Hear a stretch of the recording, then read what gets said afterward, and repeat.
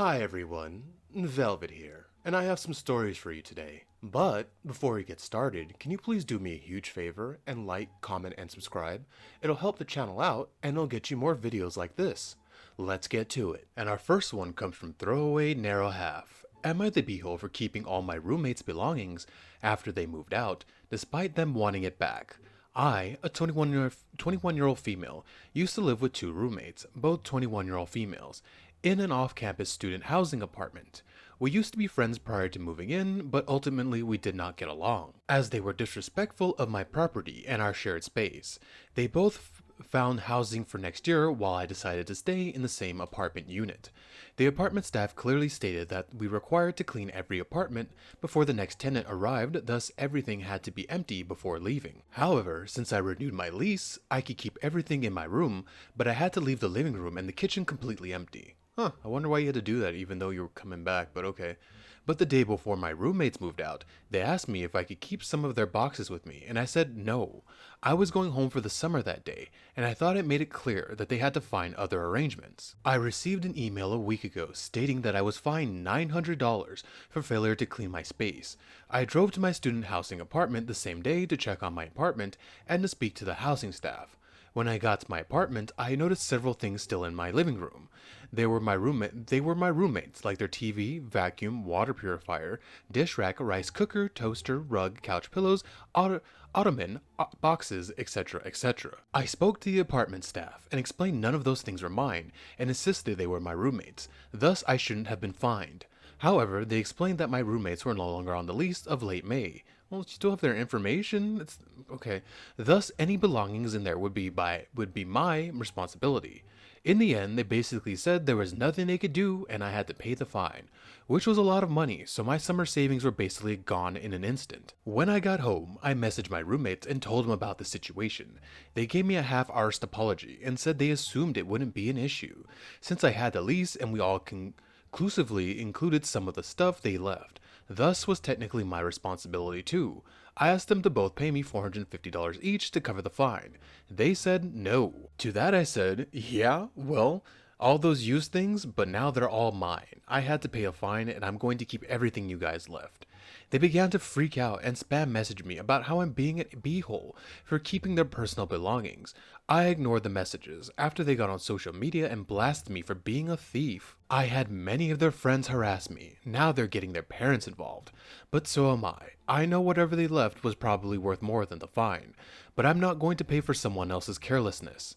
They assumed they could just come over the summer and retrieve their stuff while bypassing the need to buy a storage unit or find other arrangements to store their stuff. Am I the beehole for keeping all of my roommates' belongings after they moved out, despite them wanting it back? Looking down the comments, Penboom says, not the beehole. Put them on blast. You both knew the requirements to have everything out of the apartment, you didn't. And because you didn't, there's a $900 fine levied against me for your abandoned property. If you want to reclaim the items, I am willing to sell them back to you, but you abandoned them and caused me to pay a fine due to your actions. You either pay me for the fine plus headache, or you accept and abandon the items and they now belong to me. With the heartache it caused, I would say the minimum it would be is 2 times the fine to buy back the things and stick to your guns. It's all or nothing.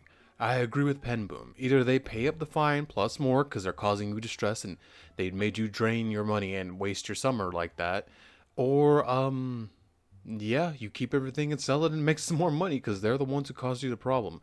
They knew the rules and they still were pricks. If they just paid you the $450, they could have had your stuff back. But OP, no, you are not the beehole. Stick to your guns. Do not let them get this stuff back. Do not let them take advantage of you like that. And our next one comes from No Feedback 1935. Am I the beehole for refusing to give up opportunities that come my way for my sister's sake? My older sister Rita, a 50-year-old female, is disabled. My sister's disability comes with a lot of health issues. While mentally she's capable, physically she cannot do much and struggled even with regular school. She never graduated high school because she got so sick in senior year that it set her way back and she didn't get the grades to graduate. She was offered the chance to repeat, but she said no because she was still really bad afterwards. It's something that causes her a lot of of distress, and she still cries because she feels like she failed in the worst way. Nobody can convince her differently. She doesn't work and she doesn't go to school or anything. She's at home and gets taken care of by our parents. I, a 17-year-old female, am still in school and I'm going into my senior year. There has been a lot of discussions about college or what avenue I should go down. I was given information on this apprenticeship that could be perfect for me, and my guidance counselor wanted me to give it consideration over the summer because they take high school graduates. It's exciting.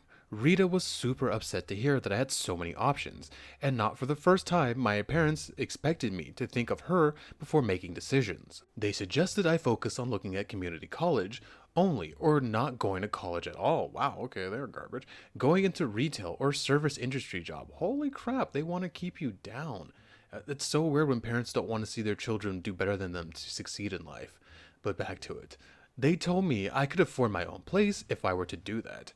I didn't get to go to camp because of Rita couldn't, and they wanted me to have experiences she couldn't. I wasn't allowed to participate in school plays because Rita couldn't participate in hers. My parents would actually stop my teachers from including me.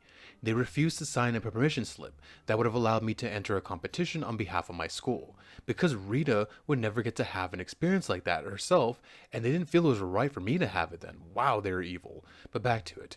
The permission slip came in because some travel might be involved if I were to go anywhere. They pulled me out of art classes when I was young because I was doing super well and getting a lot of praise. My parents actually pressured me and asked if I could leave the classes, but they pulled me out regardless.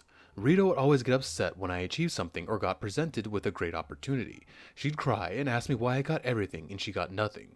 I felt bad for her, but also resentful for the fact that she was glad when our parents held me back. Oh my god, what a demon. But back to it. This became a fight when college stuff came up again, and my parents saw me looking up apprenticeships, and my parents asked me how I could even think about going, and how selfish I would be. They said I should aim for something lower for Rita's sake. Rita heard us and argued that it would about it, and she says I'm too selfish to give it up for her. I told them I hated them for expecting me to. Rita and my parents said I had no sense of family loyalty at all. Am I the beehole? OP, no, you're not the beehole. I like how they talk about loyalty, but they have none to you. Holy crap, you have terrible parents. Now, it sucks your sister was dealt that hand, but her and your parents are terrible family. Family's not supposed to keep each other down like that. You're supposed to be excited for each other. My brother has achieved a little bit more than me, and I'm not like, oh, no, I'm happy for him. Good. When one of us succeeds, we all succeed when it comes to the family. That's the way I see it. So with them being a terrible family, you need to start getting prepped and ready to get away from them ASAP. Yes, go talk to your counselors, tell them what's going on, and start trying to find a way to make money and get out of there. Do you have friends, family you can talk to move in with them, to get away from your parents and your sister because they seem hell-bent on making your life terrible? But OP, no, you're not the beehole, and you need to get away from them. They're going to sabotage your life. It seems like that's something that I do not get that frame of thought, wanting to sabotage and destroy your child's future because the other one can't. Like, that's evil. Our third one comes from Imaginary Mine 1920. Am I the beehole for warning my sister's boyfriend? She wanted our parents to confront him at dinner. My 23-year-old female family went out for a dinner a few days ago to celebrate my sister, a 26-year-old female, Jen's birthday. When we got to the restaurant, Jen was already there alone. She said she told her boyfriend, Blake this time, got pushed back 30 minutes because she needed to talk to us alone. Jen was mad at Blake for not getting her any birthday gifts, and only took her out to dinner to a place they go to often. Our parents understood her being upset and asked if they would try talking to him, because she couldn't get Blake to understand how hurtful that was. I asked her if she'd given him anything, her usual present for his birthday, or last holiday, and Jed said that wasn't important. For context, my sister's idea of a gift for her partner, is a lingerie and Smex, and only ever that. I don't know about her past relationships, but I do in the 2 years they've been together, I've heard. And I've seen Blake give her gift ideas for him, and he winds up buying them for himself after the fact. He comes to Christmas at our house with gifts for Jen, and Jen always shows up empty-handed for him, saying she'd give him his present later. Okay, she is just taking advantage of the poor guy. And that whole, I'll give him his present later, she didn't give him a present. And no, intercourse is not a present, you know what I mean? It's not, It gets old after a while. Sorry, but back to it. I told Jen it sounded like she got as good as she gives, where our parents said I should be more concerned someone would be dismissive and vindictive towards my sister. I don't get vindictive. I mean, it's not like he forgot her birthday. He took her out to a place to eat. That's the present. He spent money on her. But back to it.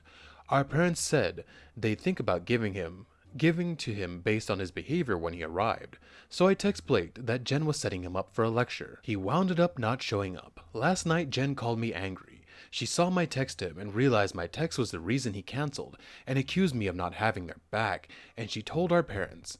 I butt into a relationship, but I figured she was trying to get us involved in her relationship anyway.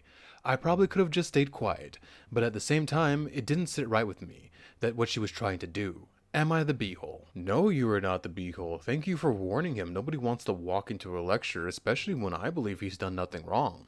He celebrated her birthday. She's just mad she didn't get more, but she's not giving, like you said. She thinks, oh, just, okay, smash into each other for a while. There's your present. Okay, now take me there and do all this for me. That's not a good present. Now, that and a present, that's cool, but yeah, she's so inconsiderate. And, I'm pretty sure you don't want to sit there for that awkward situation where your parents dressing down your sister's boyfriend like he's a child. Personally, I think this could have went horribly if you didn't warn him. He could have walked in, could have saw that he was getting lectured, walked out, and broke up with your sister. At least they're still together right now. That could be a possibility. But OP, no, you're not the beehole. I know if I was in that situation, I would appreciate that too. Thank you for making it to the end of the video with me. And can you please do what I said in the beginning? And like, comment, and subscribe. It really and truly does help the channel out. It helps it grow, and it helps you get more videos like this. Velvet out.